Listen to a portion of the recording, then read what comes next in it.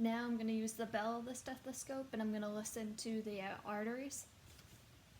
First I'm going to listen to the aortic artery, which is 1.5 inches up from the belly button to the left. Good. Then I'm going to go over to the renal artery.